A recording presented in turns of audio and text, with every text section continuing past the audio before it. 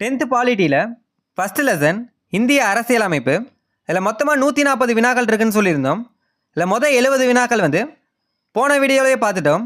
இன்னும் நீங்கள் அந்த வீடியோ பார்க்கலன்னா டிஸ்கிரிப்ஷனில் ஜிஎஸ்க்கான 100 லெசனுக்கான பிளேலிஸ்ட் லிங்க் இருக்குது, செக் பண்ணி பாருங்கள். இந்த வீடியோவில் அடுத்த 70 வினாக்கள் தான் பார்க்க போகிறோம். ஸோ ஸ்கிப் பண்ணாமல் கடைசி வரையும் பாருங்கள். இந்த வீடியோ யூஸ்ஃபுல்லாக இருந்துச்சுன்னா மறக்காமல் ஒரு லைக் பண்ணிடுங்க. டெலகிராமில் இன்னும் நீங்கள் ஜாயின் பண்ணிக்கோங்க. டெலகிராம் லிங்க்கும் டிஸ்கிரிப்ஷனில் இருக்குது. தனிப்பட்டவரின் அடிப்படை உரிமைகள் பாதிக்கப்படும் போது நீதிமன்றத்தை அணுகி உரிமையை பெறலாம் என கூறும் அரசியலமைப்பு பிரிவு 32. தனிப்பட்டவரின் அடிப்படை உரிமைகள் பாதிக்கப்படும் போது நீதிமன்றத்தை அணுகி உரிமையை பெறலாம் என கூறும் அரசியலமைப்பு பிரிவு எதுனா பிரிவு 32. 1978ஆம் ஆண்டு 44வது அரசியலமைப்பு சட்ட திருத்தத்தின்படி அடிப்படை உரிமைகள் பட்டியலில் இருந்து எந்த உரிமை நீக்கப்பட்டது?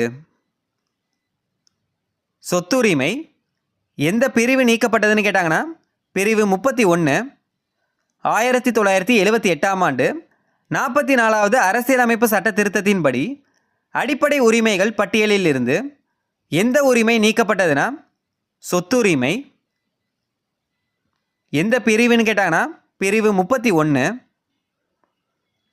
தற்போது சொத்துரிமையானது சட்ட உரிமையாக மாற்றப்பட்டு எப்பகுதியில் வைக்கப்பட்டுள்ளது?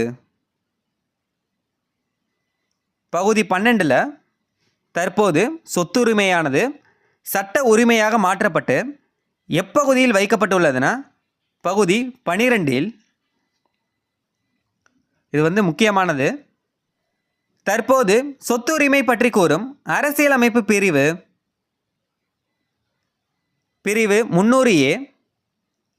தற்போது சொத்துரிமை பற்றி கூறும் அரசியலமைப்பு பிரிவு எதுனா பிரிவு 300A. எந்த பகுதின்னு கேட்டாங்கன்னா பகுதி 12. எந்த பிரிவுன்னு கேட்டாங்கன்னா பிரிவு 300A. குடியரசுத் தலைவரால் தேசிய அவசர நிலை அறிவிக்கப்படும் பொழுது எந்த சட்டப்பிரிவின் கீழ் உத்தரவாதம் அளிக்கப்பட்ட சுதந்திரம் தாமாகவே நிறுத்தப்படுகிறது? சட்டப்பிரிவு 19 கீழ் குடியரசுத் தலைவரால் தேசிய அவசர நிலை அறிவிக்கப்படும் பொழுது எந்த சட்டப்பிரிவின் கீழ் உத்தரவாதம் அளிக்கப்பட்ட சுதந்திரம் தாமாகவே நிறுத்தப்படுகிறதுனா சட்டப்பிரிவு 19 கீழ். தேசிய அவசர நிலையின் போது குடியரசுத் தலைவர் யாருடைய ஒப்புதலுடன் அடிப்படை உரிமைகளை ரத்து செய்யலாம்? நாடாளுமன்றத்தின் ஒப்புதலுடன். தேசிய அவசர நிலையின் போது குடியரசுத் தலைவர் யாருடைய ஒப்புதலுடன் அடிப்படை உரிமைகளை ரத்து செய்யலாம்னா நாடாளுமன்றத்தின் ஒப்புதலுடன். அரசு நெறிமுறையுறுத்தும் கோட்பாடுகள் இந்திய அரசியலமைப்பு சட்டம் பகுதி 4 எந்த சட்டப்பிரிவில் தரப்பட்டுள்ளது? சட்டப்பிரிவு 36 இருந்து 51 வரை. அரசு நெறிமுறையுறுத்தும் கோட்பாடுகள் இந்திய அரசியலமைப்பு சட்டம் பகுதி 4 எந்த சட்டப்பிரிவில் தரப்பட்டுள்ளதுன்னா 36 இருந்து 51 வரை. எந்த பகுதின்னு கேட்பாங்க, முக்கியமானது பகுதி 4. அரசு நெறிமுறையுறுத்தும் கோட்பாடுகள் எத்தனை பெரும் பிரிவுகளால் பிரிக்கப்பட்டுள்ளன? 3 பெரும் பிரிவுகளால். அரசு நெறிமுறையுறுத்தும் கோட்பாடுகளின் 3 பெரும் பிரிவுகள் எதுன்னு கேட்டிருக்காங்க. சமதர்ம, காந்திய, மக்களாட்சி, தாராள அறிவு சார்ந்தவை. இதில் எது சரியானதுன்னு கேட்டிருக்காங்க. சமதர்ம, காந்திய, தாராள அறிவு சார்ந்தவை இதுதான் சரியானது. மக்களாட்சி வராது. அரசு நெறிமுறையுறுத்தும் கோட்பாடுகளின் 3 பெரும் பிரிவுகள் எதுனா சமதர்ம, காந்திய, தாராள அறிவு சார்ந்தவை. இது 3 தான் சரி. 1, 2, 4 சரி. Option C. இந்திய அரசியலமைப்பின் புதுமையான சிறப்பம்சம் என டாக்டர் BR அம்பேத்கர் எதை விவரிக்கிறார்? அரசு நெறிமுறையுறுத்தும் கோட்பாடுகளை. இந்திய அரசியலமைப்பின் புதுமையான சிறப்பம்சம் என டாக்டர் BR அம்பேத்கர் எதை விவரிக்கிறார்னா அரசு நெறிமுறையுறுத்தும் கோட்பாடுகளை. 2002ஆம் ஆண்டு மேற்கொள்ளப்பட்ட அரசியலமைப்பு சட்ட திருத்தம் எத்தனையாவது சட்ட திருத்தம்? 86வது சட்ட திருத்தம். 2002ஆம் ஆண்டு மேற்கொள்ளப்பட்ட அரசியலமைப்பு சட்ட திருத்தம் எத்தனையாவது சட்ட திருத்தம்னா 86வது சட்ட திருத்தம். இந்திய அரசியலமைப்பின் பிரிவு 45 திருத்தப்பட்டு பிரிவு 21A கீழ் எந்த உரிமை அடிப்படை உரிமையாக சேர்க்கப்பட்டுள்ளது? தொடக்க கல்வி. இது முக்கியமான வினா. இந்திய அரசியலமைப்பின் பிரிவு 45 திருத்தப்பட்டு பிரிவு 21 கீழ் எந்த உரிமை அடிப்படை உரிமையாக சேர்க்கப்பட்டுள்ளதுன்னா தொடக்க கல்வி. தொடக்க கல்வி பிரிவு 21A. பிரிவு 45 திருத்தம் மாநில அரசுகள் முன்பருவ மழலையர் கல்வியை எத்தனை வயது வரையுள்ள குழந்தைகளுக்கு வழங்க அறிவுறுத்துகிறது? 6 வயது வரையுள்ள குழந்தைகளுக்கு. இந்திய அரசியலமைப்பில் அடிப்படை கடமைகள் என்பவை எந்த நாட்டின் அரசியலமைப்பின் தாக்கத்தால் சேர்க்கப்பட்டதாகும்? முன்னாள் சோவியத் யூனியனின் அரசியலமைப்பின் தாக்கத்தால். சர்தார் ஸ்வரன் சிங் கமிட்டி அடிப்படை கடமைகள் குறித்து ஆராய பரிந்துரை செய்த ஆண்டு 1976. சர்தார் ஸ்வரன் சிங் கமிட்டி அடிப்படை கடமைகள் குறித்து ஆராய பரிந்துரை செய்த ஆண்டு எப்பனா 1976. அடிப்படை கடமைகள் குறித்து கூறும் அரசியலமைப்பு பகுதி பகுதி 4A. அடிப்படை கடமைகள் குறித்து கூறும் அரசியலமைப்பு பகுதி எதுனா பகுதி 4A. ஒவ்வொரு இந்திய குடிமக்களின் அடிப்படை கடமைகளை எந்த சட்டப்பிரிவு வலியுறுத்துகிறது? சட்டப்பிரிவு 51A. ஒவ்வொரு இந்திய குடிமக்களின் அடிப்படை கடமைகளை எந்த சட்டப்பிரிவு வலியுறுத்துகிறதுனா பிரிவு 51A. 42வது அரசியலமைப்பு சட்ட திருத்தத்தின்படி குடிமக்களின் அடிப்படை கடமைகள் சேர்க்கப்பட்ட ஆண்டு 1976. 42வது அரசியலமைப்பு சட்ட திருத்தத்தின்படி குடிமக்களின் அடிப்படை கடமைகள் சேர்க்கப்பட்ட ஆண்டு எப்பனா 1976. தொடக்கத்தில் அடிப்படை கடமைகள் எத்தனை இருந்ததுன்னு கேட்டிருக்காங்க? 10. தற்போது அடிப்படை கடமைகள் மொத்தம் எத்தனை? 11. தொடக்கத்தில் எத்தனை அடிப்படை கடமைகள் இருந்துச்சுன்னா 10. தற்போது எத்தனை இருக்குன்னா 11. 11வது அடிப்படை கடமையாக 2002 படி 51A கீழ் 6 முதல் 14 வயதுக்குட்பட்ட குழந்தைகளுக்கு கட்டாய கல்வி வழங்குவதற்கான சட்ட திருத்தம். சட்ட திருத்தம் 86. 11வது அடிப்படை கடமையாக 2002 படி 51A கீழ் 6 முதல் 14 வயதுக்குட்பட்ட குழந்தைகளுக்கு கட்டாய கல்வி வழங்குவதற்கான சட்ட திருத்தம் எதுனா சட்ட திருத்தம் 86. இந்தியா முழுவதும் அல்லது இந்தியாவின் எந்த பகுதிக்கும் சட்டமியற்றும் அதிகாரம் பெற்றது? மத்திய நாடாளுமன்றம். இந்தியா முழுவதும் அல்லது இந்தியாவின் எந்த பகுதிக்கும் சட்டமியற்றும் அதிகாரம் பெற்றது எதுனா மத்திய நாடாளுமன்றம். இது இந்தியாவின் மாநிலங்களுக்கு மட்டுமின்றி யூனியன் பிரதேசங்களுக்கும் பொருந்தும்னு சொல்லியிருக்காங்க. இந்திய அரசியலமைப்பின் எத்தனையாவது அட்டவணை மத்திய மாநில அரசுகளுக்கு இடையேயான அதிகார பகிர்வை பற்றி கூறுகிறது? 7வது அட்டவணை. மத்திய அரசினாலும் நடுவண் அரசினாலும் ஒன்று தான். இந்திய அரசியலமைப்பின் எத்தனையாவது அட்டவணை மத்திய மாநில அரசுகளுக்கு இடையேயான அதிகார பகிர்வை பற்றி கூறுகிறதுனா அட்டவணை 7.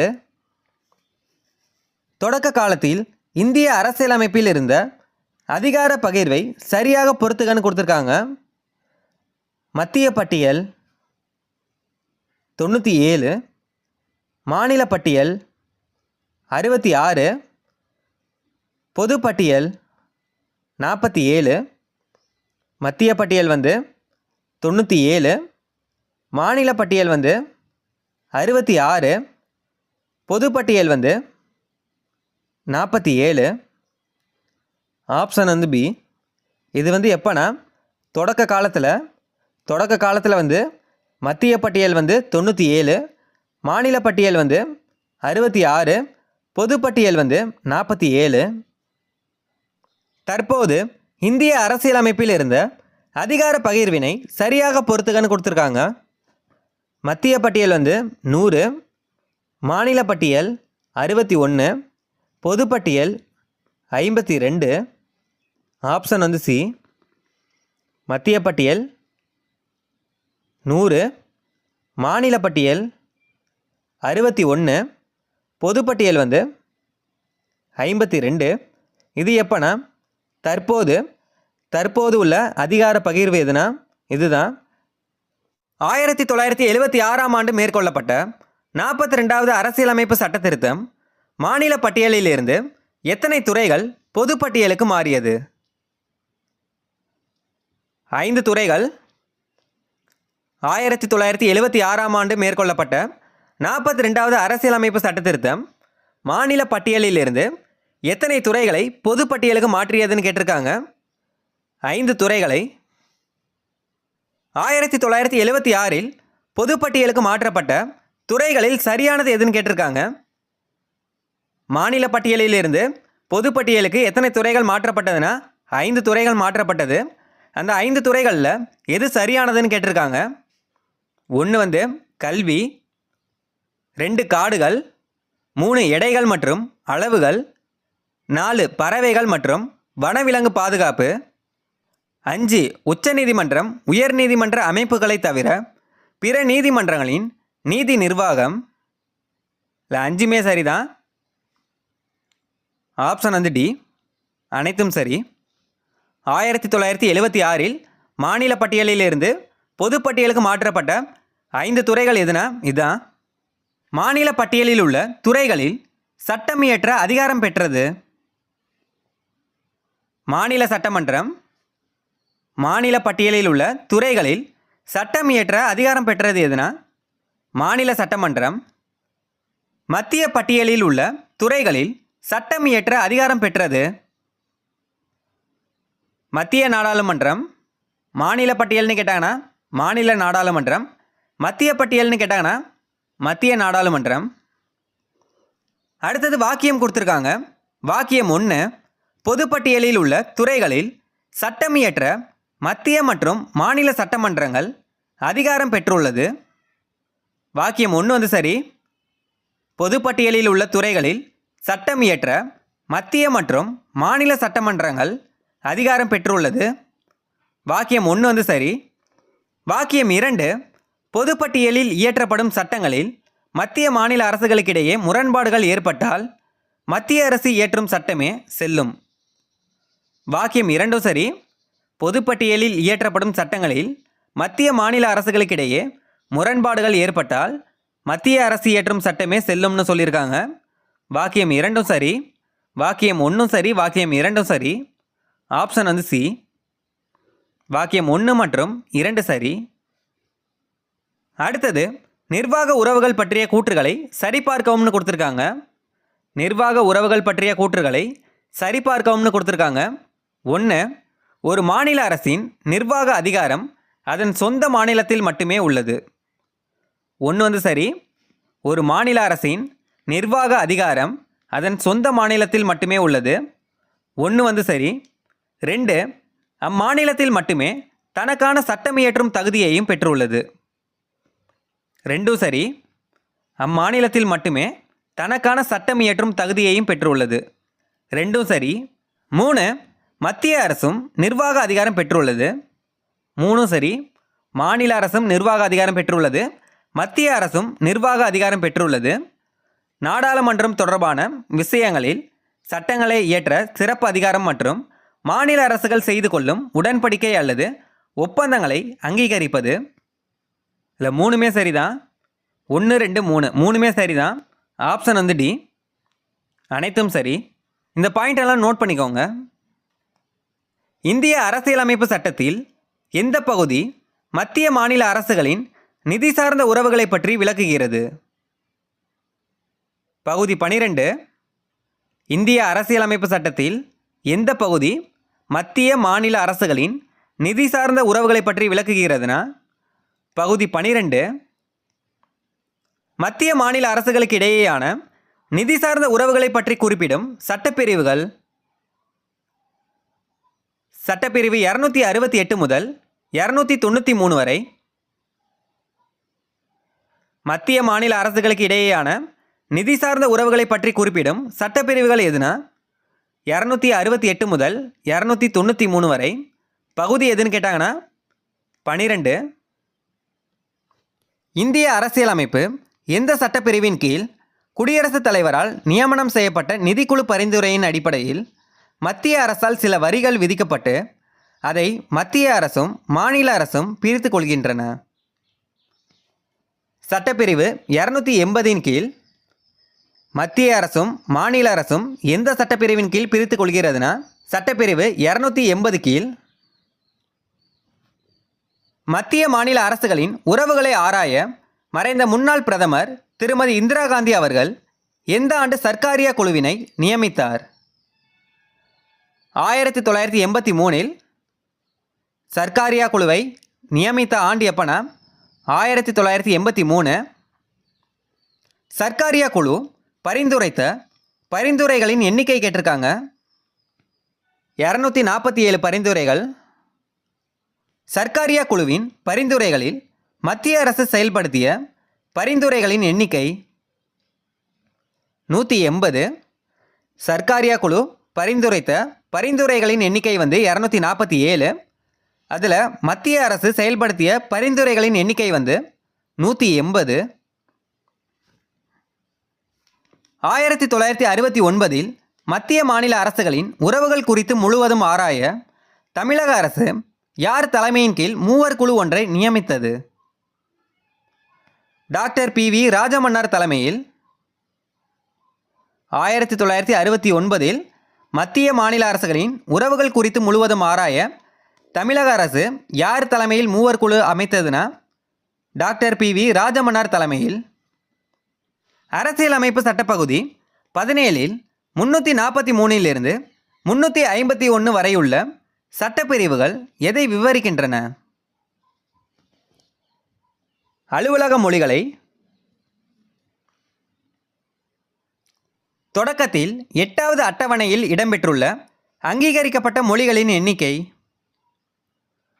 14. தொடக்கத்தில் 8வது அட்டவணையில் இடம்பெற்றுள்ள அங்கீகரிக்கப்பட்ட மொழிகளின் எண்ணிக்கை 14. தற்போது 8வது அட்டவணையில் இடம்பெற்றுள்ள அங்கீகரிக்கப்பட்ட மொழிகளின் எண்ணிக்கை 22. தொடக்கத்தில் எத்தனை இருந்துச்சுன்னா 14. தற்போது எத்தனை இருக்குன்னா 22. எத்தனாவது அட்டவணையில் இடம்பெற்றுள்ளதுன்னு கேட்டாங்கன்னா 8வது அட்டவணை. செம்மொழிகள் என்னும் புதிய வகைப்பாடு எந்த ஆண்டு ஏற்படுத்தப்பட்டது? 2004. செம்மொழிகள் என்னும் புதிய வகைப்பாடு எந்த ஆண்டு ஏற்படுத்தப்பட்டதுன்னா 2004. இந்தியாவில் இதுவரை எத்தனை மொழிகள் செம்மொழி தகுதியை பெற்றுள்ளது? 11 மொழிகள். புக்கில் 6 மொழிகள்னு கொடுத்துருப்பாங்க. 2024 5 மொழிகள் செம்மொழி தகுதி பெற்றுள்ளது. இந்தியாவில் இதுவரை எத்தனை மொழிகள் செம்மொழி தகுதி பெற்றுள்ளதுன்னா 11 மொழிகள். என்னென்னா தமிழ், மலையாளம், தெலுங்கு, கன்னடம், ஒடியா, சமஸ்கிருதம், பாலி, பிராகிருதம், மராத்தி, அஸ்ஸாமி, வங்கமொழி. 2024 செம்மொழி தகுதி பெற்றுள்ள மொழிகளில் சரியானது எதுன்னு கேட்டிருக்காங்க. இதில் அனைத்துமே சரிதான். 2024 செம்மொழி தகுதி பெற்றுள்ள மொழிகள் எதுனா பாலி, பிராகிருதம், மராத்தி, அஸ்ஸாமி, வங்கமொழி. இதில் அனைத்துமே சரிதான். அடுத்தது பொறுத்துக்க கொடுத்துருக்காங்க. தமிழ் மொழி எந்த ஆண்டு செம்மொழி தகுதியை பெற்றுள்ளதுன்னு கேட்டிருக்காங்க. தமிழ் 2004. மலையாளம் 2013. தெலுங்கு, கன்னடம் 2008. ஒடியா 2014. சமஸ்கிருதம் 2005, தமிழ் 2004, மலையாளம் 2013, தெலுங்கு கன்னடம் 2008, ஒடியா 2014, சமஸ்கிருதம் 2005. ஆப்ஷன் சி இதுதான் சரியானது. இந்திய அரசியலமைப்பில் எத்தனை வகையான அவசர நிலைகள் பற்றி கூறப்பட்டுள்ளது? 3 வகையான அவசர நிலைகள். என்னென்னா தேசிய அவசர நிலை, மாநில அவசர நிலை, நிதி சார்ந்த அவசர நிலை.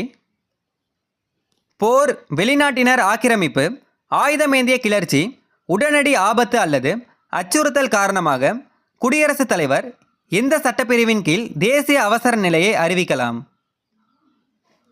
சட்டப்பிரிவு 352 கீழ்.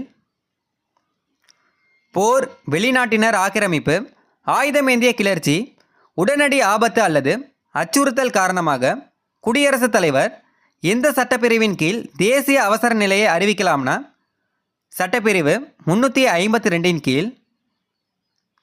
போர் அல்லது வெளிநாட்டினர் ஆக்கிரமிப்பின் காரணமாக அறிவிக்கப்படும் அவசர நிலை வெளிப்புற அவசர நிலை. போர் அல்லது வெளிநாட்டினர் ஆக்கிரமிப்பின் காரணமாக அறிவிக்கப்படும் அவசர நிலை என்னன்னா வெளிப்புற அவசர நிலை. ஆயுதமேந்திய கிளர்ச்சி காரணமாக அறிவிக்கப்படும் அவசர நிலை உள்நாட்டு அவசர நிலை. போர் அல்லது வெளிநாட்டினர் ஆக்கிரமிப்பின் காரணமாக அறிவிக்கப்படும் அவசர நிலை என்னன்னா வெளிப்புற அவசர நிலை. ஆயுதமேந்திய கிளர்ச்சி காரணமாக அறிவிக்கப்படும் அவசர நிலை எதுனா உள்நாட்டு அவசர நிலை. இதுவரை தேசிய அவசர நிலை அறிவிக்கப்பட்ட ஆண்டுகளில் சரியானது எதுன்னு கேட்டிருக்காங்க. 1962, 1971, 1975. இது 3 தான் சரி. ஆப்ஷன் பி 1, 2, 3 சரி. இதுவரை தேசிய அவசர நிலை அறிவிக்கப்பட்ட ஆண்டுகள் எதுனா 1962, 1971, 1975. மாநில அவசர நிலை பற்றி குறிப்பிடும் அரசியலமைப்பு சட்டப்பிரிவு சட்டப்பிரிவு 356.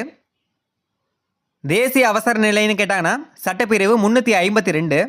மாநில அவசர நிலைன்னு கேட்டாங்கன்னா சட்டப்பிரிவு 356. நிதி சார்ந்த அவசர நிலைன்னு கேட்டாங்கன்னா சட்டப்பிரிவு 360. ஒரு மாநிலத்தில் மாநில அரசால் கட்டுப்படுத்த முடியாத சூழல் ஏற்படும் பொழுது அரசியலமைப்பின் விதிகளுக்கு ஏற்ப ஆளுநர் அறிக்கை அளிக்கும் பொழுது குடியரசுத் தலைவர் எந்த சட்டப்பிரிவின் கீழ் தேசிய அவசர நிலையை அறிவிக்கலாம்? சட்டப்பிரிவு 356 கீழ். ஒரு மாநிலத்தில் மாநில அரசால் கட்டுப்படுத்த முடியாத சூழல் ஏற்படும் பொழுது அரசியலமைப்பின் விதிகளுக்கு ஏற்ப ஆளுநர் அறிக்கை அளிக்கும் பொழுது குடியரசுத் தலைவர் எந்த சட்டப்பிரிவின் கீழ் தேசிய அவசர நிலையை அறிவிக்கலாம்னா சட்டப்பிரிவு 356 கீழ். மாநில அவசர நிலையின் காலம் அதிகபட்சம் எவ்வளவு ஆண்டுகள் இருக்க முடியும்? 3 ஆண்டுகள். மாநில அவசர நிலையின் காலம் அதிகபட்சம் எவ்வளவு ஆண்டுகளாக இருக்க முடியும்னா 3 ஆண்டுகள். மாநில அவசர நிலையின் போது மாநிலமானது குடியரசுத் தலைவர் சார்பாக யாரால் ஆளப்படுகிறது? ஆளுநரால். மாநில அவசர நிலையின் போது மாநிலமானது குடியரசுத் தலைவர் சார்பாக யாரால் ஆளப்படுகிறதுனா ஆளுநரால். இந்தியாவில் முதன்முறையாக குடியரசுத் தலைவர் ஆட்சி எந்த மாநிலத்தில் எந்த ஆண்டு நடைமுறைப்படுத்தப்பட்டது?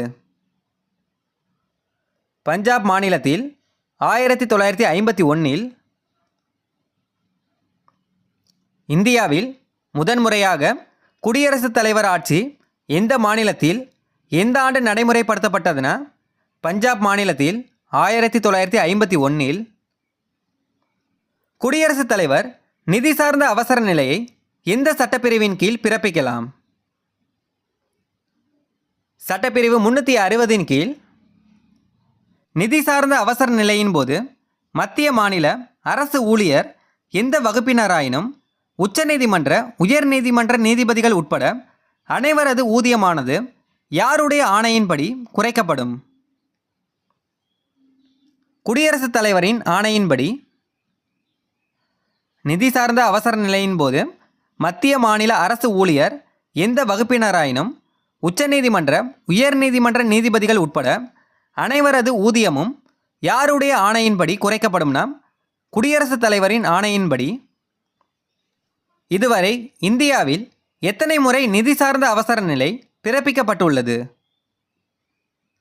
இதுவரை பிறப்பிக்கப்படவில்லை.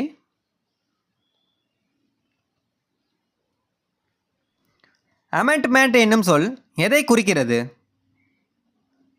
மாற்றம், மேம்படுத்துதல், சிறு மாறுதல்.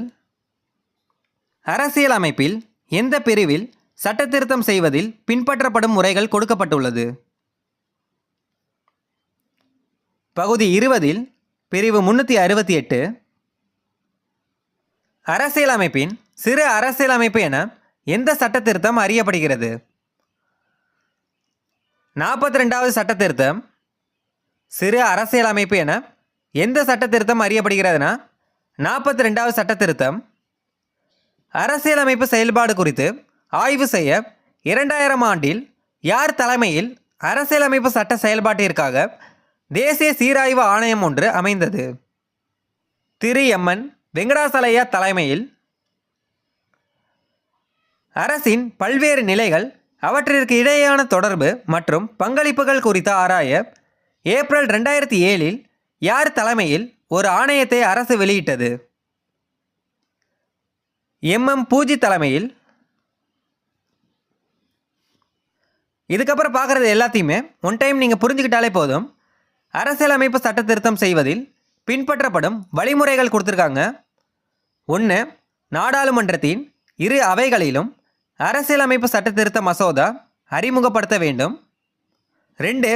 நாடாளுமன்றத்தின் ஒவ்வொரு அவையிலும் அவையின் ஒட்டுமொத்த உறுப்பினர்களில் பெரும்பான்மையான உறுப்பினர்கள் மற்றும் அவைக்கு வந்து வாக்களித்தவர்களில் 3/2 பங்குக்கு குறையாமல் மசோதாவிற்கு ஆதரவாக வாக்களித்தால் மட்டுமே குடியரசுத் தலைவரின் ஒப்புதலுக்கு அனுப்ப முடியும். 3. குடியரசுத் தலைவர் ஒப்புதல் அளித்த பின் மசோதா திருத்தப்பட்ட சொற்களுடன் அரசியலமைப்பில் ஏற்றுக்கொள்ளப்படும். 4. நாடாளுமன்றத்தால் மட்டுமே அரசியலமைப்பு சட்ட திருத்தத்தை கொண்டு வர முடியும்.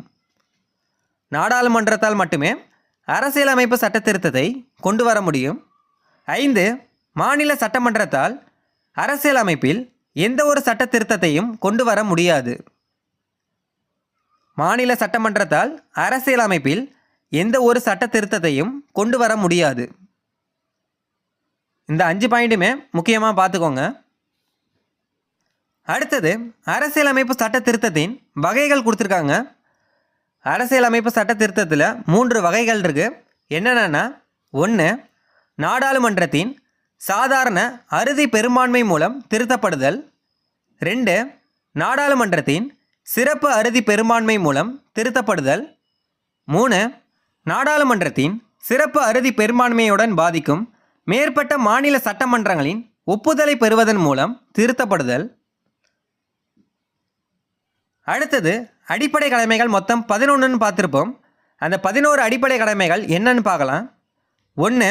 ஒவ்வொரு இந்திய குடிமகனும் அரசியலமைப்பு, அதன் கொள்கைகள், நிறுவனங்கள், தேசிய கொடி மற்றும் தேசிய கீதம் ஆகியவற்றை மதித்தல். 2. சுதந்திர போராட்டத்திற்கு தூண்டுகோலாக அமைந்த உயரிய நோக்கங்களை போற்றி வளர்த்தல். 3. இந்தியாவின் இறையாண்மை, ஒற்றுமை, ஒருமைப்பாடு இவற்றை பேணி பாதுகாத்தல். 4. தேச பாதுகாப்பிற்கு தேவைப்படும் பொழுது தேச பணியாற்ற தயாராயிருத்தல். 5. சமய, மொழி மற்றும் பிராந்திய அல்லது பகுதி சார்ந்த வேறுபாடுகளை மறந்து பெண்களை தரக்குறைவாக நடத்தும் பழக்கத்தை நிராகரித்து பெண்களின் கண்ணியத்தை காக்கும் எண்ணங்களை மேம்படுத்தி இந்திய மக்கள் அனைவரிடமும் சகோதரத்துவத்தை வளர்த்தல். 6. நமது உயர்ந்த பாரம்பரிய கலப்பு கலாச்சாரத்தை மதித்து பாதுகாத்தல். 7. காடுகள், ஏரிகள், ஆறுகள், வனவிலங்குகள் மற்றும் உயிரினங்கள் அடங்கிய இயற்கை சுற்றுச்சூழலை பாதுகாத்து மேம்படுத்தி அவை வாழும் சூழலை ஏற்படுத்துதல். 8. அறிவியல் கோட்பாடு, மனிதநேயம், ஆராய்ச்சி மனப்பான்மை மற்றும் சீர்திருத்தம் ஆகியவற்றை வளர்த்தல். 9 வன்முறையை கைவிட்டு பொது சொத்துக்களை பாதுகாத்தல். 10 தனிப்பட்ட மற்றும் கூட்டு செயல்பாடுகள் என அனைத்து செயல்பாடுகளிலும் சிறந்தவற்றை நோக்கி செயல்பட்டு தேசத்தின் நிலையான உயர்ந்த முயற்சி மற்றும் சாதனைக்காக உழைத்தல். அடிப்படை கடமையில் 11 என்னன்னு பார்த்துருப்போம். 6 முதல் 14 வயது வரை உள்ள குழந்தைகள் அனைவருக்கும் கல்வி பெறும் வாய்ப்பினை வழங்குதல். 86வது அரசியலமைப்பு திருத்த சட்டம் 2002 படி 51A(k)வின் கீழ் 11வது அடிப்படை கடமை அறிமுகப்படுத்தப்பட்டுள்ளது. இது முக்கியமானது. இந்த பிரிவின் கீழ் அனைத்து இந்திய குடிமக்கள் அல்லது பெற்றோர்கள் 6 முதல் 14 வயதுள்ள தங்கள் குழந்தைகள் அனைவருக்கும் கல்வி பெறும் வாய்ப்பினை ஏற்படுத்தி தர வேண்டும். இதோட 11 அடிப்படை கடமைகள் என்னன்னு பார்த்துட்டோம். அடுத்தது அடிப்படை உரிமைகளுக்கும் அரசு நெறிமுறையுறுத்தும் கோட்பாடுகளுக்கும் வேறுபாடு கொடுத்துருக்காங்க. அடிப்படை உரிமை எங்கிருந்து பெறப்பட்டதுன்னா அமெரிக்க ஐக்கிய நாடுகள்லேருந்து. அரசு நெறிமுறையுறுத்தும் கோட்பாடுகள் எங்கிருந்து பெறப்பட்டதுன்னா அயர்லாந்து நாட்டிலிருந்து. அடிப்படை உரிமைகள் அரசாங்கத்தால் கூட சுருக்கவோ நீக்கவோ முடியாது. அடிப்படை உரிமைகள் அரசாங்கத்தால் கூட சுருக்கவோ நீக்கவோ முடியாது. அரசு நெறிமுறையுறுத்தும் கோட்பாடுகள் அரசுக்கு வெறும் ஆறுதல் மட்டுமே. அடிப்படை உரிமைகள் நீதிமன்ற சட்டத்தால் செயல்படுத்த முடியும். அரசு நெறிமுறையுறுத்தும் கோட்பாடுகள் நீதிமன்றத்தாலுமே கட்டாயப்படுத்த முடியாது. அடுத்தது பிரிவுகள் ஏற்கனவே வீடியோவில் பார்த்துருப்போம். பிரிவு 14 பிரிவு 30 வரைக்கும் சமத்துவ உரிமையில் என்னென்ன இருக்குன்னு பார்க்கலாம். பிரிவு 14 பிரிவு 18 வரையும் இருக்குது. பிரிவு 14 சட்டத்தின் முன் அனைவரும் சமம். பிரிவு 15 மதம், இனம், சாதி, பாலினம் மற்றும் பிறப்பிடம் இவற்றின் அடிப்படையில் பாகுபடுவதை தடை செய்தல். பிரிவு 16 பொது வேலைவாய்ப்புகளில் சம வாய்ப்பளித்தல். பிரிவு 17 தீண்டாமையை ஒழித்தல். பிரிவு 18 இராணுவ மற்றும் கல்விசார் பட்டங்களை தவிர மற்ற பட்டங்களை நீக்குதல். இதுதான் சமத்துவ உரிமை. அடுத்தது சுதந்திர உரிமை. பிரிவு 19 பேச்சுரிமை, கருத்து தெரிவிக்கும் உரிமை, அமைதியான முறையில் கூட்டம் கூடுவதற்கான உரிமை, சங்கங்கள் அமைப்புகள் தொடங்க உரிமை, இந்திய நாட்டிற்குள் விரும்பிய இடத்தில் வசிக்கும் மற்றும் தொழில் செய்யும் உரிமை. பிரிவு 20 குற்றஞ்சாட்டப்பட்ட நபர்களுக்கான உரிமை மற்றும் தண்டனைகளிலிருந்து பாதுகாப்பு பெறும் உரிமை. பிரிவு 21 வாழ்க்கை மற்றும் தனிப்பட்ட சுதந்திரத்திற்கு பாதுகாப்பு பெறும் உரிமை. பிரிவு 21A தொடக்க கல்வி பெறும் உரிமை. இது முக்கியமானது. பிரிவு 21A என்னன்னா தொடக்க கல்வி பெறும் உரிமை. பிரிவு 22 சில வழக்குகளில் கைது செய்து தடுப்பு காவலில் வைத்திருப்பதற்கு எதிரான உரிமை. அடுத்தது சுரண்டலுக்கு எதிரான உரிமை. இது பிரிவு 23, 24. பிரிவு 23 கட்டாய வேலை, கொத்தடிமை முறை மற்றும் மனித தன்மையற்ற வியாபாரத்தை தடுத்தல். பிரிவு 24 தொழிற்சாலைகள் மற்றும் ஆபத்தான இடங்களில் குழந்தை தொழிலாளர் முறையை தடுத்தல். அடுத்தது சமய சார்பு உரிமை. பிரிவு 25 28 வரைக்கும். பிரிவு 25 எந்த ஒரு சமயத்தினை ஏற்கவும் பின்பற்றவும் பரப்பவும் உரிமை. பிரிவு 26 சமய விவகாரங்களை நிர்வகிக்கும் உரிமை.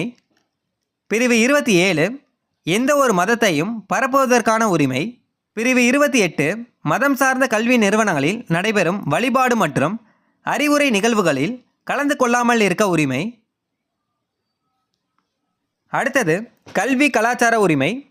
பிரிவு 29, 30. பிரிவு 29 சிறுபான்மையினரின் எழுத்து, மொழி மற்றும் கலாச்சார பாதுகாப்பு. பிரிவு 30 சிறுபான்மையினரின் கல்வி நிறுவனங்களை நிறுவி நிர்வகிக்கும் உரிமை. அடுத்தது அரசியலமைப்புக்கு உட்பட்டு தீர்வு காணும் உரிமை. பிரிவு 32 தனிப்பட்டவரின் அடிப்படை உரிமைகள் பாதிக்கப்படும் பொழுது நீதிமன்றத்தை அணுகி உரிமையை பெறுதல். இதோட 10th பாலிட்டியில் இந்திய அரசியலமைப்பு முழுவதுமே பார்த்துட்டோம்.